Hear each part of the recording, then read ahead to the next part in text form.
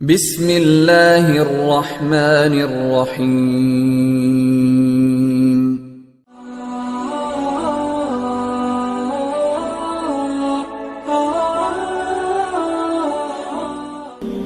میں یہ واقعہ ہزاروں دفعہ سنا چکا ہوں، ہر دفعہ ہی ایسے رونے بیٹھ جاتا ہوں کہ پھر میں وہاں نہیں کھڑا ہوتا، پھر میں وہاں ابوا پہنچ جاتا ہوں۔ میں دیکھتا ہوں 6 سال کی عمر میں میرے نبی کو اللہ نے یہاں اتنا بڑا امتحان دیا کہ جنگل میں ماں کو موت دے دی۔ 25 سال کی عمر میں ماں مر گئی، اچانک مر گئی، کوئی بیماری نہیں، کچھ نہیں، جس کو آج ہم ہارٹ اٹیک کہتے ہیں، ہارٹ فیلئر کہتے ہیں۔ اتنا آخری جملہ کہا، کل حی میت و کل جدید بال وقد ولدت طہرا۔ بولا نہیں جا رہا تھا تو بجھتے بجھتے بھڑکتی شمع نے کہا، بیٹا ہر زندہ نے مرنا ہے، ہر جوانی نے ڈھلنا ہے، لگتا ہے تیری ماں کا آخر آ چکا ہے، لیکن میں نے ایک بچہ جانا ہے جو سارے عالم کو پاک کر دے گا۔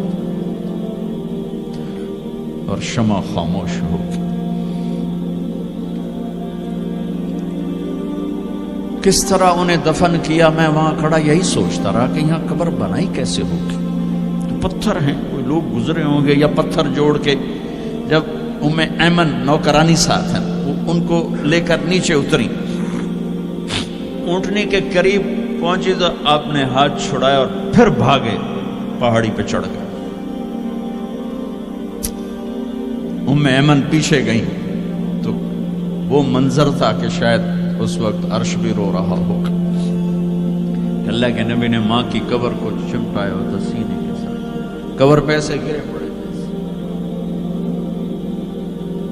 اور جب ام ایمن قریب آئیں تو وہ نوحہ کہہ رہے تھے کہ پتھر بھی پگھل رہے تھے کہ ماں جی آپ کو تو پتا تھا آپ کے سوا میرا کوئی نہ تھا، آپ مجھے چھوڑ کے کیوں چلے گئے، آپ مجھے چھوڑ کے کہاں چلے گئے۔ ام ایمن نے اٹھانا چاہا، انکار کر دے گا، میں نہیں جاتا، میں نہیں ماں کو چھوڑ کے جاتا۔ کھینچ کے لے گئی، گھسٹتا ہوا بچہ پہاڑ سے اتارا۔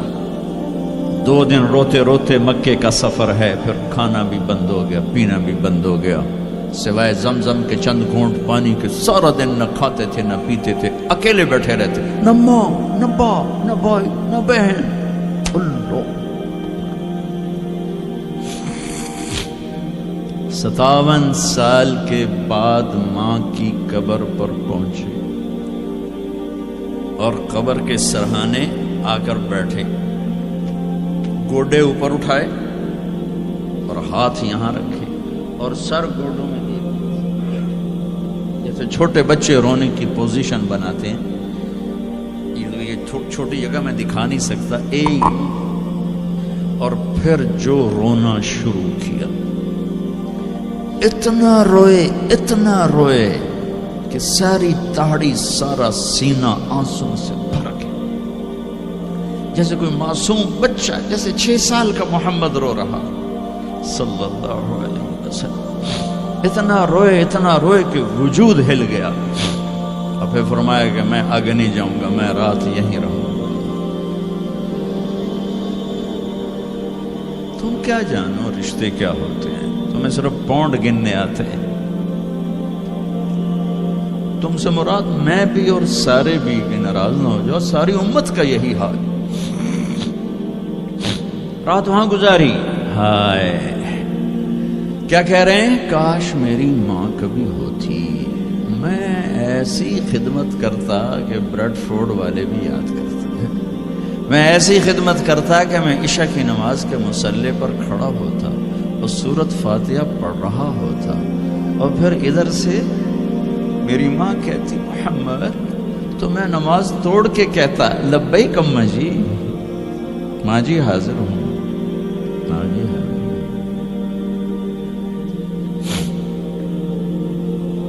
مچھلی کھانا چھوٹا گناہ ہے، شراب بیچنا بڑا گناہ ہے، سود کھانا بڑا گناہ ہے، ڈرگ بیچنا بڑا گناہ ہے، چوری ڈاکے ظلم و ستم کیا امت نہیں کر رہی، بے گناہ قتل، جھوٹے الزام تہمتیں، کیا حشر کر دیا جنید جمشید کا۔ یہ اسلام ہے، اتنے نیک انسان 17 سال سے اللہ کا نام لینے والا، اس پہ گستاخ کی تہمتیں. یہ امت کیا منہ دکھائے گی اللہ اس کے رسول کو کہ جس نے منافقوں کو سینے سے لگایا، عبداللہ بن ابی جیسوں کے جنازے پڑھ دے. کہاں چلے گئے، کہاں ڈوب گئے. اتنا زوال، اتنی اندھیری رات ہے کہ امید ہی ختم ہو گئی کہ پتہ نہیں دن بھی چڑھے گا.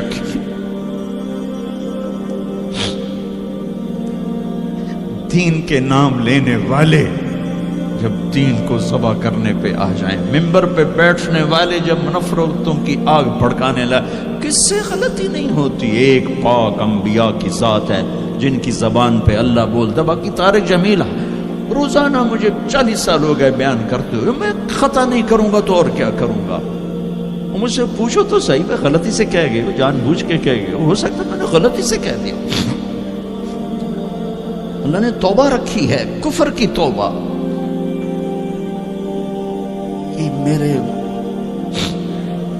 میں درد سے بول رہا ہوں، زوال ہے، زوال خوفناک زوال ہے. جب ممبر پہ بیٹھنے والے دین سے اتنے دور چلے گئے. طلیحہ نے نبوت کا دعویٰ کیا اور لڑائی کی صحابہ سے.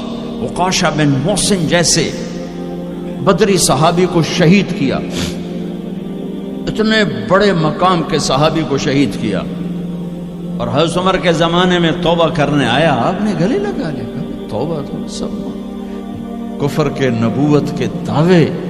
میرا اللہ کہتا میں تو ہر بیان میں کہہ رہا ہوں کہ دھرتی گناہوں سے بھر کے ایک دفعہ کہو یا اللہ میری توبہ، تو اللہ کہتا جاؤ سب معاف کیا.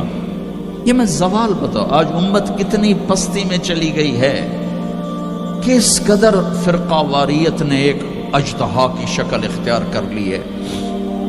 ایک دوسرے کو سلام کرنے سے کہ کافر کافر کافر، کتے خنزیر. میرا نبی ایسے بولتا تھا. میں انسان ہوں، بول رہا ہوں، بولتے بولتے کوئی غلط جملہ بول سکتا.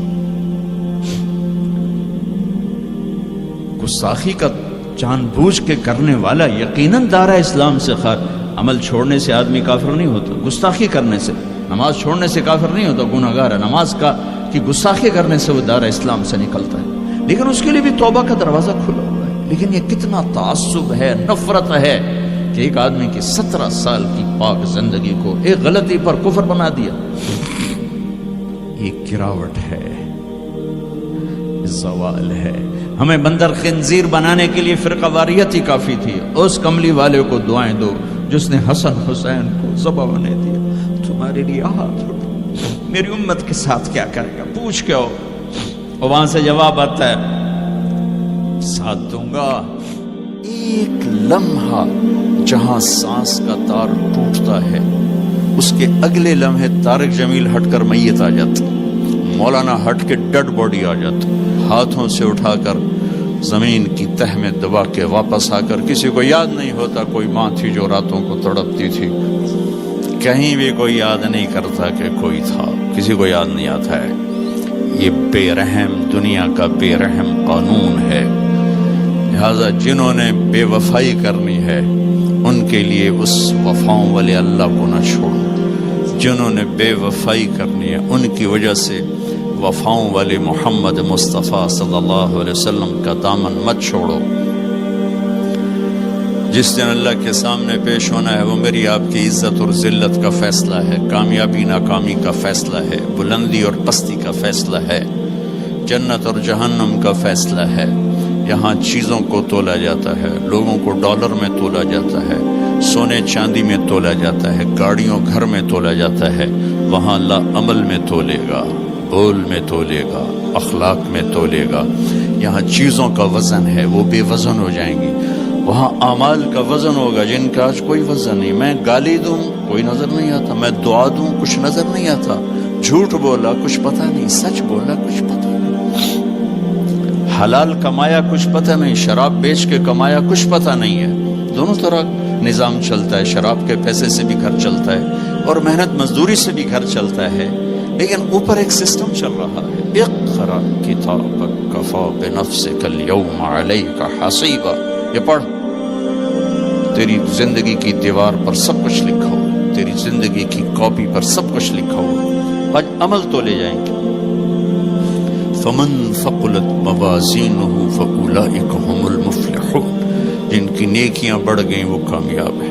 ومن خفت موازینہ فاولئک الذین خسروا انفسهم فی جہنم خالدون، جن کی نیکیاں گھٹ گئیں وہ ناکام ہو گئے۔ یا ویلنا من بعثنا من مرقدنا، کہیں گے ہائے ہم اٹھائے ہی نہ جاتے، ہم اٹھائے ہی نہ جاتے۔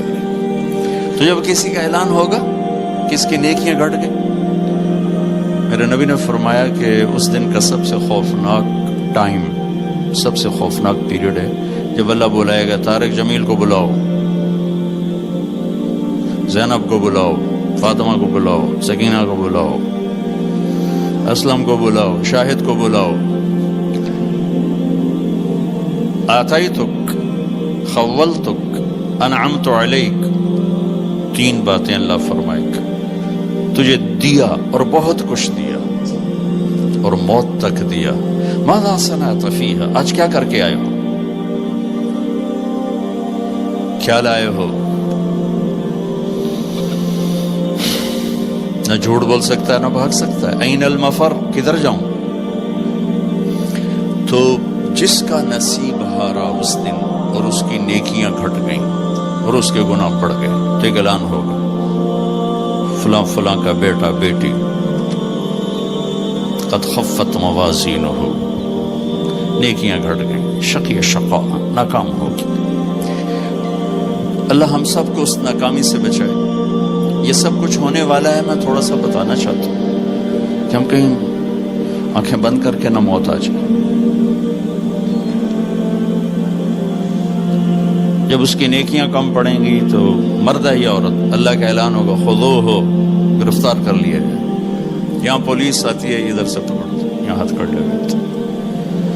اللہ کی پولیس آئے گی، یہاں سے نہیں پکڑیں گے، مجھے دیکھیں، یہاں ہاتھ ڈالیں گے، یہاں ایک فرشتہ یہاں ہاتھ ڈالیں گے، یوں کرے گا، یوں، یہ سارا جبڑا نکل کے وہاں تک چلا جائے گا اور ایسے گرے گا کلا بازیاں کھا تو پھر اٹھ کے کہے گا رحم کرو، رحم کرو۔ وہ کہیں گے رحمان نے رحم نہیں کیا، ہم کیسے